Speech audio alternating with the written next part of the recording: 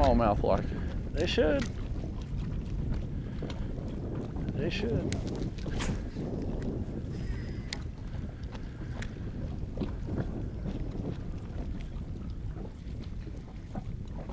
You know, you and I, we're fortunate. We get to travel all over the country, and I'm sure you get the same question I get a lot as well. You know, how do we go back finding them and everything? And many different ways, but one of the things I don't think a lot of people talk about enough too, and that's eliminating water. Right. Finding the right water in tournaments, obviously, you know, that's overstated and very important. But also recognizing what water you don't want to spend a minute on at times is just as important. That way you can be that much more efficient on the good stuff. Wouldn't you agree? Absolutely. You know, I mean, you know, especially for me, like not knowing those lake bodies of water out there. Right. I mean, I might not have a bite all day. Right. But it was still productive to me because, I mean, obviously I thought it looked good enough to stop there and fish in the first place. Sure. But, you know, fishing through there and not getting any bites or whatever, that was still productive because I'm not going to waste my tournament days there. Right. So just because you go out and practice, you might eliminate some water, you might eliminate some baits, and that's cluing you into what you need to be doing when you're in the tournament. You know, and I get really tickled too, and I see it more when I go back home and fish, not so much when we're out here fishing nationally. You know, guys talking about, man, I had 25 pounds, I had 27 pounds. You know, we call it winning practice. Absolutely. That's the last part of the tournament I want to win.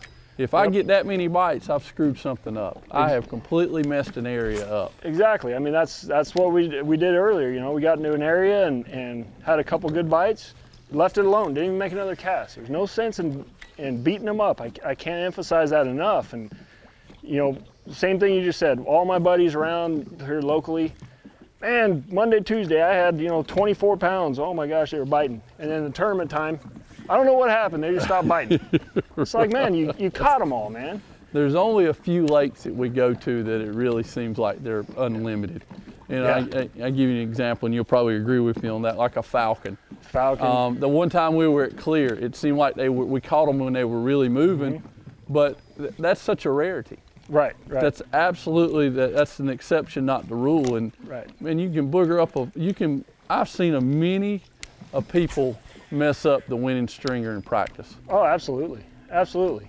You know, I mean, you got to know, I mean, even though it's fun to catch them, you got to know when it's time to go. Right. And it doesn't always pan out in the tournament either, you know. I mean, just because I left some fish biting today doesn't mean I'm going to go in there and clean their house, but at least I'm confident that I'm not the one who ruined them. Right. You know, in other words, if I go in there and start and I'm not catching fish, it's not going to be in the back of my mind that I just caught them all. Right. I only caught one, maybe two, and left and had other fish bite and left them alone, you know. So, I mean, it's good mentally for you also, you know. But this is not going to be a spot for me right here, I tell you that. So you had an area that you shook off some fish before I got on the lake this morning? Yeah, I didn't want to show you, you know, since you come out here and fish all the time. We might have to go back and look at it again so I can make sure you're really on the right deal and I can sort of evaluate it a little bit for you. You can look at it all you want. I'll be more than glad to. I'll run the front of the boat and you just idle up there. No, I said looking at it. We're not going to do any fishing. Looking at it. You can look at it. Looks pretty. You'd be like, yeah, it looks like there should be some fish here. Not wanting to chase. Yesterday, y'all had a big rain, didn't you?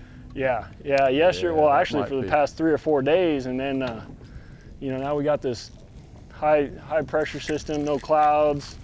Let's see if they change your mood and sitting down a little bit more. Man, this rock wall's pretty. I've caught them here in the, you know, in the winter time and stuff. It's a really good spot. All right, well, we came down this wall, we had to check it. One little smallmouth, no other bites. So, you know, I'm sure there's some fish here, but they're just not willing to bite right now for some reason. But there's a little pocket over here. 2 main body little points are leading into it. I think we might catch them over there. So we'll go over there, check that out, throw some rip baits or a jig or a crankbait or something and see if we can't get something going. Dude, take me to the good stuff. I can't. I want to take you to all the good stuff. I want the juice. The juice. Then you're gonna have to fish the tournament with me on Saturday. Not a problem. Not a problem. I'll be here. God, that little point felt good. All right. Crank her up. Crank this tackle warehouse boat up and take me to the good stuff. All right. Get your J-wheel buckeye jighead throw himself down here and take me to the Beggins, land of the giants.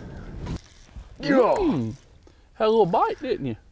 Yeah, just a little one. This is a spot where you picked out, and I said, dude, I'm saving it for the tournament. And he said, but it looks too good. Well, you said pick a place. And look what happens. Well, jeepers criminy. That's a little buck. Little buck. Well, I had never been here, and you let me come down here, and I said, that bank over there looks good, and you started grinning. I didn't know what you were grinning about, but I can't help it if I pick the spot that supposedly one live in. So